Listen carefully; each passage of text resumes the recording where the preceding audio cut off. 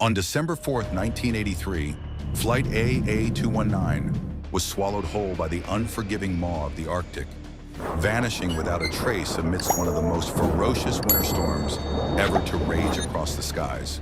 The aircraft, bearing 150 souls, each a universe of dreams, fears, and destinies, disappeared from radar screens, leaving behind an abyss of silence punctuated by a chilling final message. At 11:47 p.m., the captain's voice erupted through the radio, raw with desperation and urgency. "We've hit severe turbulence, altitude 10,500 meters. Engine 1 and 4 have failed. Requesting emergency." The transmission was abruptly severed, as though the Arctic itself had reached out with icy fingers to suffocate their pleas for salvation. For 40 agonizing years, the fate of Flight AA-219 haunted the annals of aviation as one of its most chilling enigmas.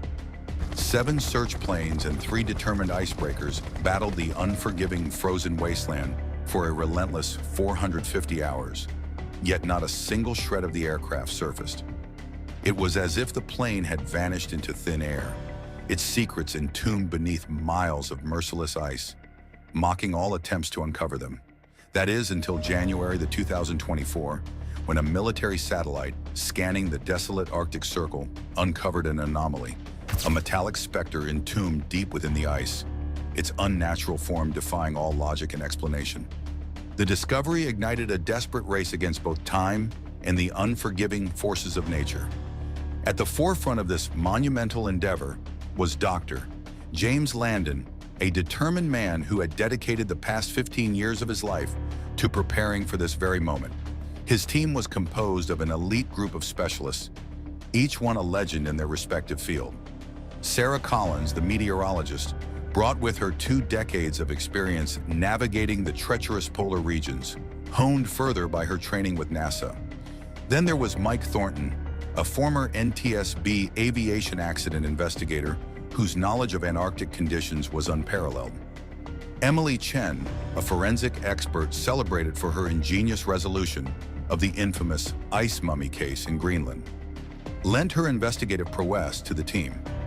Finally, Robert Walsh, a retired Navy SEAL, contributed his 10 years of Arctic mission experience, adding a layer of resilience and tactical expertise.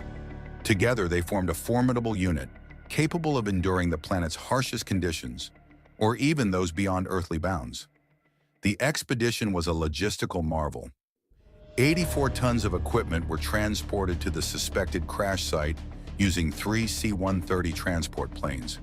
Within 18 hours, a fully operational camp emerged from the frozen wilderness.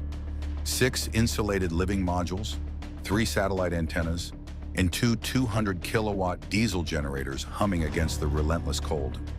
The Arctic seemed to test their resolve at every turn, its icy grip threatening to freeze even the most advanced technology into submission. 4 reconnaissance drones equipped with experimental deep scanning radars mapped a 5-square-kilometer ice field in the first 48 hours. The drone operators exchanged grim looks as the images came in, each scan revealing the faint outline of a tragedy frozen in time. At dawn on the 3rd day, the weather turned against them. Thermometers plunged to minus 42 degrees Celsius, winds howled at 18 meters per second, and visibility dropped to a mere 200 meters. It was as if the Arctic itself was warning them to turn back, but they pressed on. Early that morning, a drone operator spotted the first signs of a metallic structure.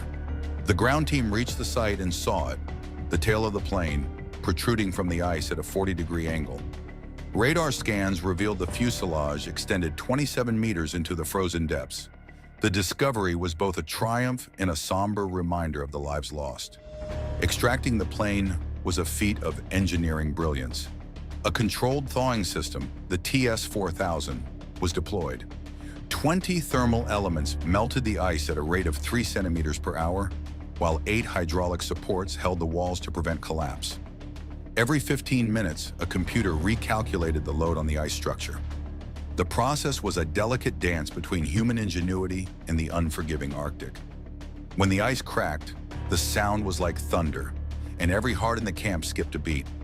Finally, the first team of researchers entered the aircraft through the emergency exit above the left wing. The cabin was a frozen tomb, preserved at -38 degrees Celsius. The interior was a time capsule of tragedy. Frozen cups of coffee on tray tables, open magazines on seats, and a child's doll lying in the aisle between seats 32D and 32E. One engineer broke down upon seeing an open children's book with clumsily drawn suns and houses, a stark reminder of the innocence lost. In the business class cabin, evidence of a desperate struggle for survival emerged. Passengers had built a makeshift shelter using 47 life jackets and 12 suitcases. A calendar on a bulkhead marked the days, the last entry reading December 23, 1983. A diary belonging to flight attendant Mary Parker, found in seat 14A, chronicled the first 18 days after the crash. Of the 150 people on board, only 72 survived the first night. Captain David Harrison had established a strict rationing, 100 grams of food and 200 milliliters of water per person per day. Flight Doctor John Mitchell tended to 23 injured passengers, using every bandage and medication to stave off death. The expedition's work was interrupted by the sudden crack of ice. Scanners detected movement near the excavation site. Through the blizzard, the team saw an enormous polar bear, nearly 3 meters tall, and her 2 cubs. Robert Walsh activated acoustic deterrence, but the bears behaved strangely. The mother inspected the perimeter with cautious curiosity, while the cubs watched from a distance, their eyes reflecting an eerie intelligence. As the team delved deeper, the Arctic continued to test them. On the 12th day, an 80-ton ice slab shifted, nearly trapping 6 researchers. At that critical moment, the bears retreated, as if guided by some higher instinct. The black box was finally recovered at a depth of 24 meters. Despite severe damage, the data recorder was intact. The recordings revealed the plane's final moments: extreme turbulence, engine icing, and a desperate struggle to stabilize the aircraft before it succumbed to the storm. Over 3 weeks, the team encountered 14 major technical issues. Equipment failed in the extreme cold, forcing engineers to improvise solutions on the fly. The presence of the polar bear family added another layer of tension. 12 infrared cameras monitored their movements, and Robert Walsh developed a signaling system to alert the team of their approach.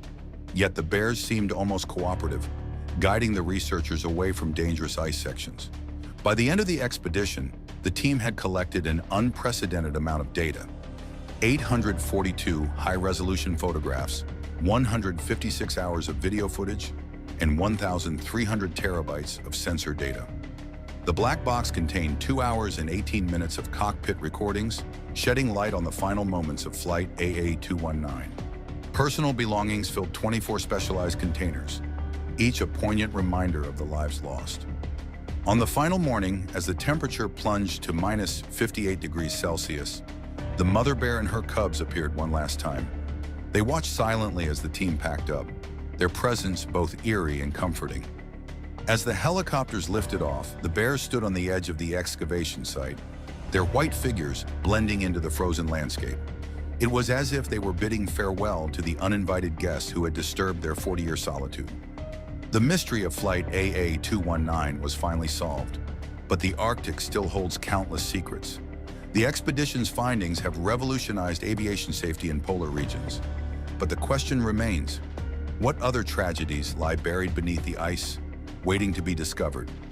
The Arctic is a land of eternal silence, where the past is preserved in frozen stillness, and the truth is often as elusive as the shifting ice itself.